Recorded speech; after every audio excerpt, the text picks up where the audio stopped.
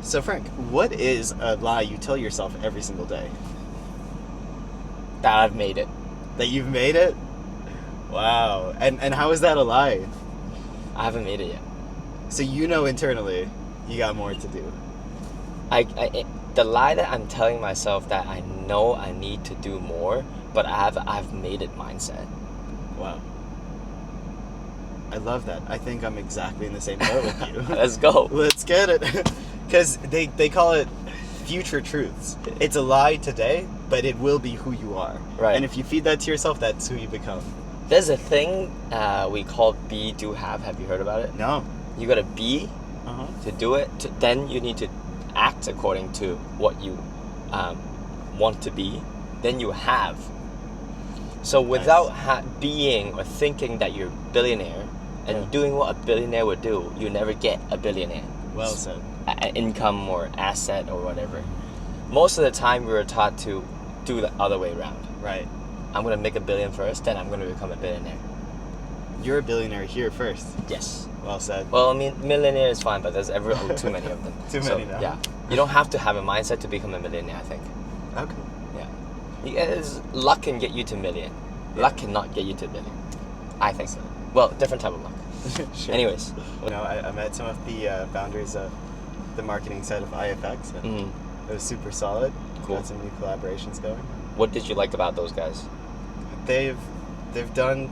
Okay, so the first thing is they've got 5 call centers all over India. Right. So they have a lot of experience. They built it ground up, so they've got that experience of going through it. Okay. And right now they're doing a lot of work for clients in the US. Because these guys in the US, they've got 5 to 20 different signal providers, whether it's Telegram, whether it's, like messages they're getting from private groups on Discord. And they just don't have the time to follow all of these signals. Right. So these guys in India are literally just out there tracking these signals for them and calling them when a signal hits so that they can go put in the trades themselves. Right. So it's a pretty interesting operation, and I've got a background in helping automate those things, so we might be able to help take them to the next level. That's pretty cool. Yeah. Looking at that, I think in business is always to try to find your competitive edge. If we're always looking to just copy what other people is doing, it'll be hard. Yeah, you're always one step behind them. Yeah. Yeah. What do you think is the most important mentality or 3 mentalities to get to where you are right now? Well, yeah. I mean, it's always a growing process, but I would say that you need to always be willing to outwork your competitors. This is an answer I've heard time and time again from Patrick Bet-David. Mm-hmm. So, you get into the office first, you leave last. That stamina is very, very important. And the second thing is to out-strategize your opponents, because if you only work, you could be doing an $8 an hour job or a $10 an hour job, and you won't really think, oh, my time needs to be used on other things, right? So out-strategizing is just as important as being able to outwork, because if you're not working in the right direction, it doesn't help. And then, of course, outlasting your competition, because I would say throughout my journey, while I was trying to figure out what I wanted to focus on, I did so many different things, and I didn't see success really in any of them, because I was like, okay, this is not for me. I do think if I could go back and do something differently, I would just choose a simple business that's proven, like even lawn mowing. Make some money from it and build a business around it, Bring on enough clients, bring on employees, just to have that foundation, because as a man, you need a financial foundation to be able to open up your mind and get creative and not worry about basic finances. So in hopping around businesses, I never created that until I got into really focusing on one business. So those would be the 3 mentality sets I would list. Cool. How about yourself? I think one is really, I don't know if this is a mental thing, but be passionate in what you do. I think if we don't have a motivation to even live or even to go tomorrow, nothing will work. That would also start to drive a lot of persistency throughout. Naturally, right? Yeah, and that persistency and grit comes from your motivation of passion in life or interesting projects. That's what I would think. Nice. And that sets the fundamental for any mindset to build up on top. And And I think the last mindset is I will be able to do whatever the things I want to do. Like the positive mindset of nothing is impossible is the key. So having a passion, Yes. having grit and persistence, which I lump it into one thing, Sure. and then having the I believe I can do it and nothing is impossible mindset is the beginning of everything. Then you can do well in everything. Personally, I think. I really like that. That means that like you'll be able to make your dreams a reality because you've got that passion, persistence to make it happen, and you believe it can happen. Wow. Yeah. I think one of the biggest ingredient that will never work is if you don't know why you're motivated, everything is just scratch. Like Sure. everything is just doing for the sake of doing. Your why. Yeah. Like maybe some people need to be broke. Like I'm gonna do this because I need to get rich. So be it, right? And maybe your passion is to get out of your current situation. But what I see in most people who are living comfortably, that is when they lack this momentum and motivation and go like, what's next? Because I'm comfortable already. Why chase this dream when I don't need to? Right. Why push myself forward when I don't need to? Because the road is very hard and the path is very tough. The challenges are all ahead, and without that, a lot of people, including me, would have failed. Well said. Very, very well Yeah. said. So, have you been broke before? Yeah. 100%. Yeah. And it's a humbling experience for sure to have to figure out how to make things happen despite the lack of resources. And I mean, it's always an ongoing problem, and it should be an ongoing problem the way I see it, because you shouldn't have just cash sitting around. So you should always be trying to figure out ways to activate it with an investment, etc. And so there, you know, when you play video games, you can either hoard resources to use in the future, or you can always be allocating those resources. And I've always been all about min-maxing, always allocating max resources to maximize potential growth. But there are differences of mindset. People that did that in like the 2008 stock market crash, when they were over leveraged, got screwed over because they didn't keep enough resources on hand. So I think it's a mentality thing to a degree. What do you mean by that? I mean, what's like, a good mentality to have in terms of what you just said? Should you hoard it or should you invest it?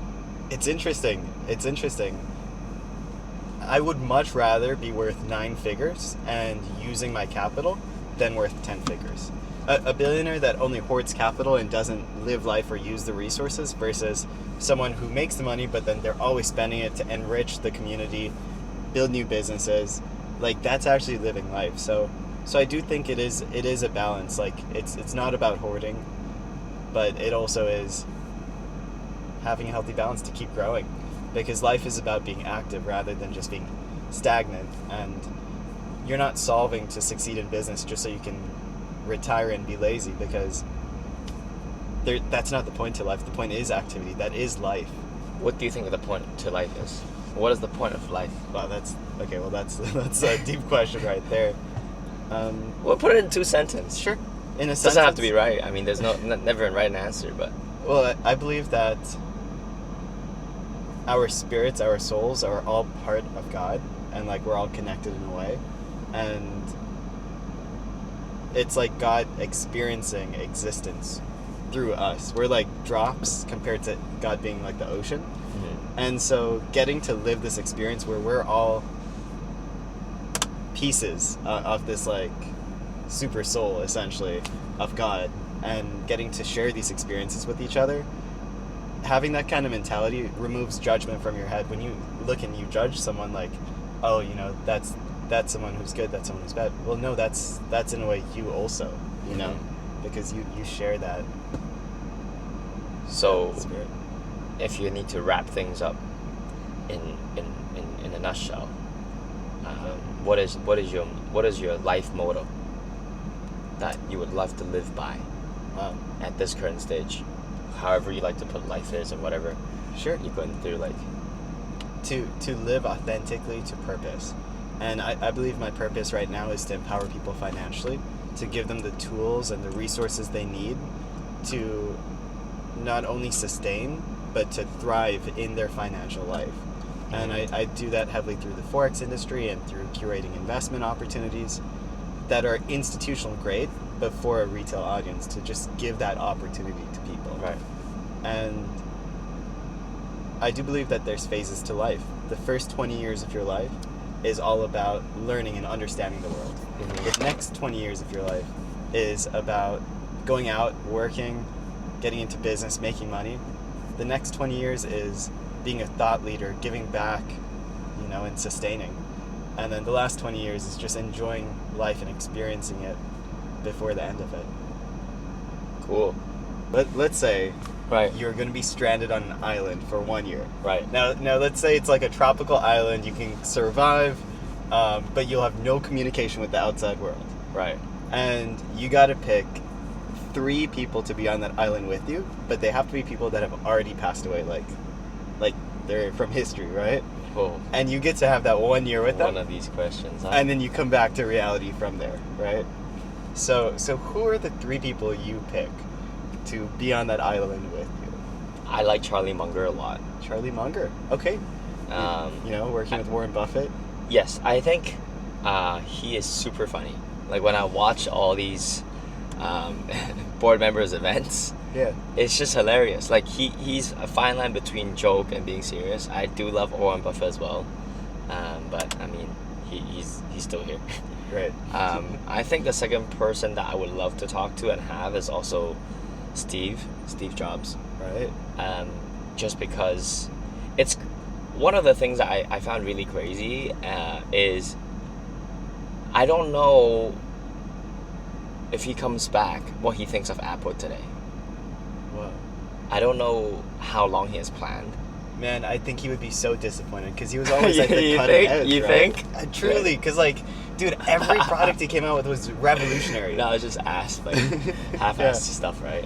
Yeah, because he was one of those few guys who knew what the consumer wanted before they knew what they wanted. Yeah. And he would bring around and sell it to them. Yeah. Whereas now Apple is just bringing out iterations of products they know will sell, but there's not that creative flair and risk taking. Yeah, honestly, to me, ever since he left, Apple is just on a flat line. Yeah. I think. No, I'm with you. I Right? agree. But is it also the time when every single product was cool? Yeah. The iPod Nano, the iPod Touch, Yeah. the iPhones, all the way to iPhone 4G.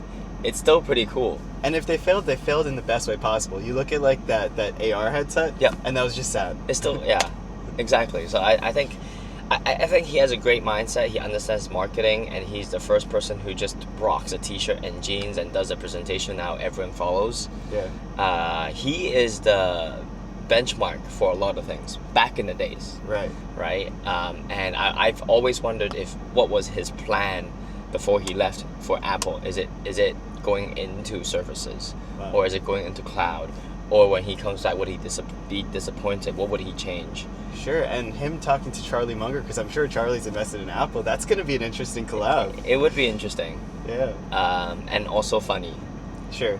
Um, And now the third person. it's kind of tough. I'm thinking between throwing a rapper in Uh-huh. in the mix, because otherwise the whole conversation would be too serious. Fair. I wish I knew them better. Then I Yeah. would actually be more relevant to it. Otherwise, now it's just more about background and what I wish I knew more about them. But this is terrible. But maybe Mao Zedong from Mao Zedong from the dynasty, the 1200s, right? also want to know Yeah. how he thinks about the world now. Damn, that's Yeah. cool. But he wouldn't get to experience it, so it would all be from what you tell him about the world, right? Yeah. So, he has set a good solid foundation, I Yes. think, for what it is today, right? And if he can speak English and putting them into the mix, it would be like a leader, it would be like an entrepreneur, it would be like someone that probably doesn't care about both of these Sure. in finance. I think I have a good mix.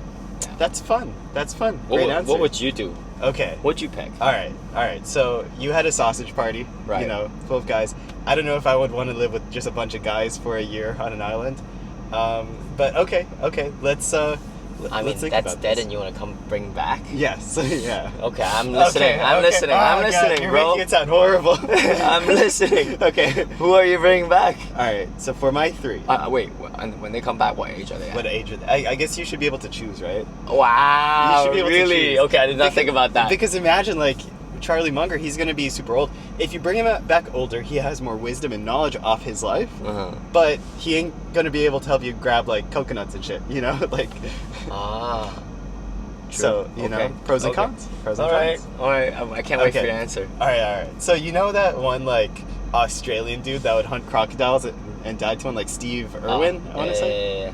Yeah. So I would do him. He was in Australia or something like that. Yes. I forgot, Yeah. So Steve, for sure, because I am not huntsman to any degree. Right. And I would want someone there so that we can have meat, Right. you know? Right. It would make the experience better because I'm sure he could build shelter too, so we're not always catching colds and we can actually survive the year. So that's number 1. Number 2, see, I'm between Buddha and Jesus. I think I would go Jesus. Bro, I never thought of that. Jesus would be good to, like, learn if he... Because he wasn't Christian, of course, you know, because Christianity came about after, to learn his mentalities. And, you know, you see these games like Telephone where one person tells something to someone else. Well, the Bible is like a game of telephone for, like, hundreds of years or whatever. Yeah. And to see if what it teaches is actually accurate to what he intended. And just learn that knowledge.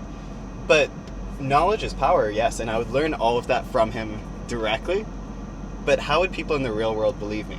And that's where my 3rd option comes in. I would pick Marilyn Monroe, right? I would have a baby with her, okay? And good call. Here's the reason. See, my mindset was never there. Fuck. Well, the baby is actually proof that I actually met Jesus. How, you ask? Because 1 year later, all of these 3 individuals are disappearing, but the baby stays with me. And they can run a DNA test because Marilyn Monroe was popular enough that her DNA is still around, right? On hairbrushes or in museums. And they'd prove that I actually had a baby with Marilyn Monroe. The only way that's possible is this crazy scenario. And now they'll actually believe what I say about what I heard from Jesus, you know? Crazy. So that's... I think that's my theory. I love that combination, and I love how different our mindset is. Sure. That's like a good mix.